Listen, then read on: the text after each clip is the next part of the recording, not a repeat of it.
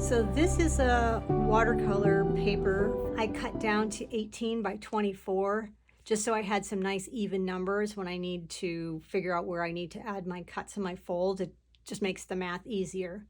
But you could leave it 22 by 30 or even 30 by 40 depending on how big you want your booklet to be. So the first thing you have to do is decorate your watercolor sheet.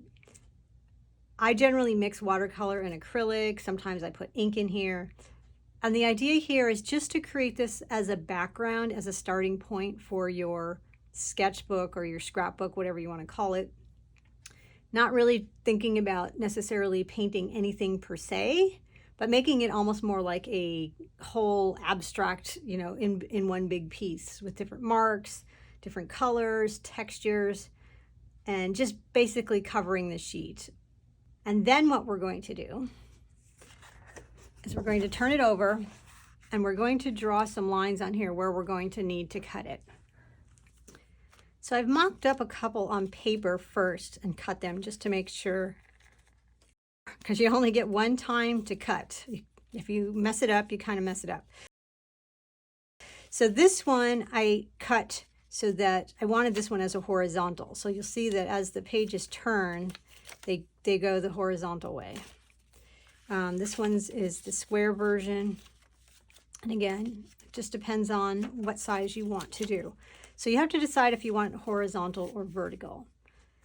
Now the easiest way to do this is in 4 sections and just fold it in half and fold it in half again. So, fold this over in half and then you have creases that you know where your cuts are going to be. Because watercolor paper is a little bit heavier and sometimes I put collage on the other side, it gets a little thick. So in this case, I'm actually going to measure out the lines and where they need to go.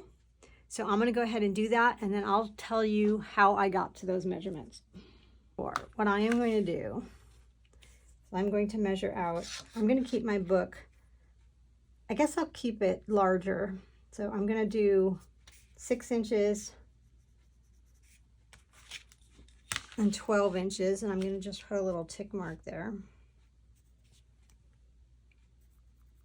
Now, 18 by 24 is also divisible by 3. So if you wanted to do a small, like 3-inch size book, you could cut these in half and do them one more time. But to keep this simple with fewer cuts, I'm just going to do basically 3 lines, basically 2 cuts. So this is 24. So if I go every 6 inches, 6, 12, 18, 6, 12. Okay, so this is actually going to make a square booklet because both of these directions I'm dividing by 6. So I am going to draw a line at 6.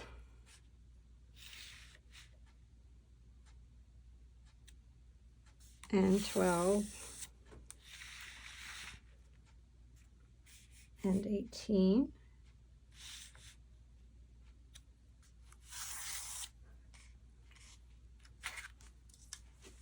So now what you want to do is you're going to have to put in partial lines where your other 6s are, because you need to know where to stop your cut, because you don't cut these all the way through.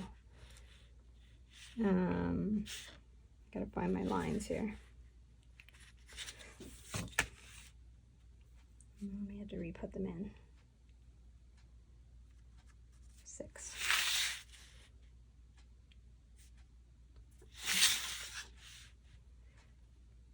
Now you want these as accurate as possible, because when you fold them up, if your pages are like off and not all square or all the same size, it'll end up having weird edges on the top and bottom. Now you can trim those off.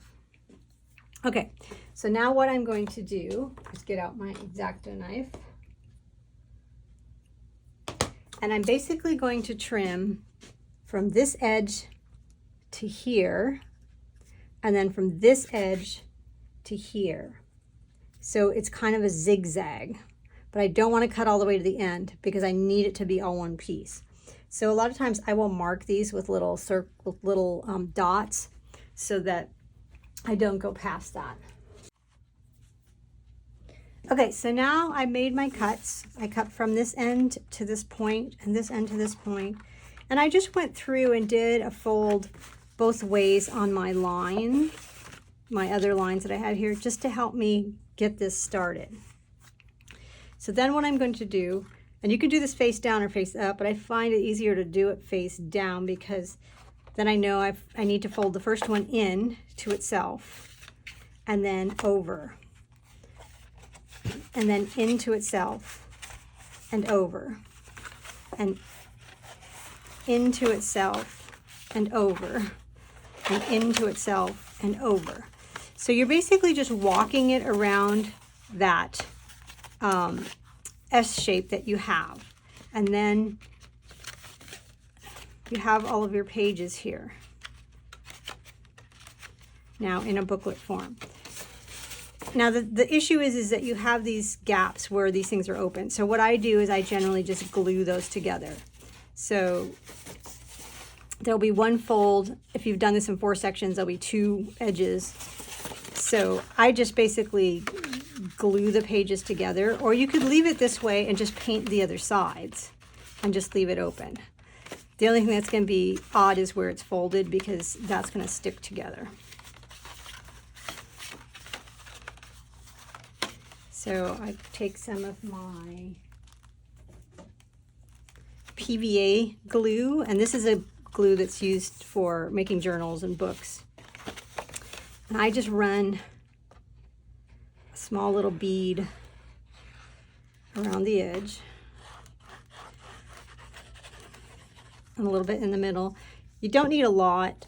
And again, if you're doing this as a final, actually, while I have this here, what I'll do is score this down so it's really tight. And then glue that down. Now it takes a little time because you kind of have to go 1 page at a time and make sure that they get glued together. And again, I could score this. I'm going to grab a piece of palette paper so I don't scratch my artwork. And then the same thing here. Just going to put a little bead of glue here.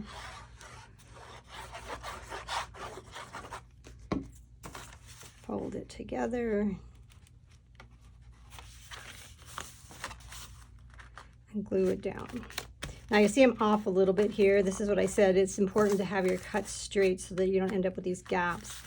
But what I end up doing is just taking my X-Acto knife and just trimming all, I trim all those off. You could use the scissors as well. Okay.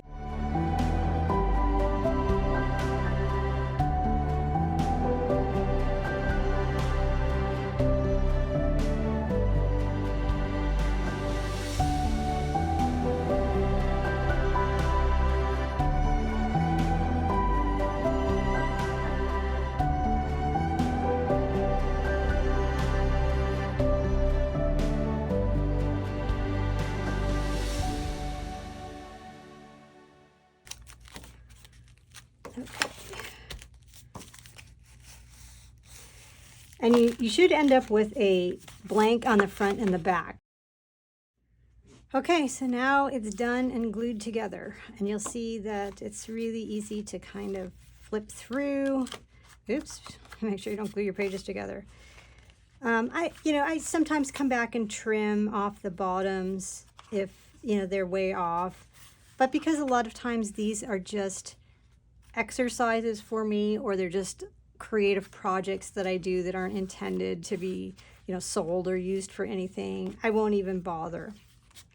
The other thing is oftentimes I will come back if I am, feeling creative and either do a separate cover and glue on here so that it's much more of a booklet, or you could just take some of the same design ideas that you have in here and finish the covers, or you could just leave them. And, you could put notes on here or whatever you want. This little one, I added a cover to. So you know, it's a little bit harder. It's like a tag board or a matte board thickness that I painted up a new little cover for front and back, and then I added a little piece of fabric here, glued it on there, just so it's more of a little booklet like piece.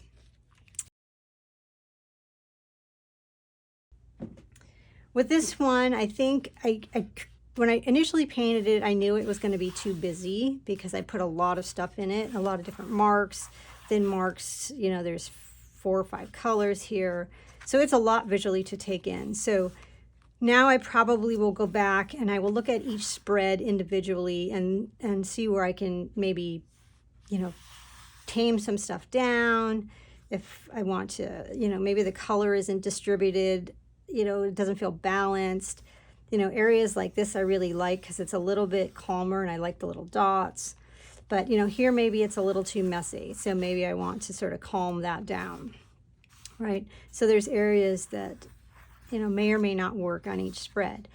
But you'll see how folding it up now, each section it's really its own little piece of art that, you know, you can come back and work on independently. Now this I kind of like just as it is.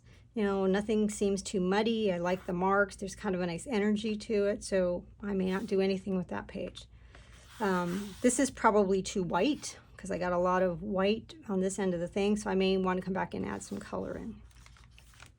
So that's how I put together these little, I call them concertinas. Concertinas is really the accordion. These are really more just little mixed media, you know, folded up scrapbooks or sketchbooks, whatever you want to call them. And they're pretty simple to do, and it's a lot cheaper to buy a piece of watercolor paper than to buy a $25 book that's already, you know, put together.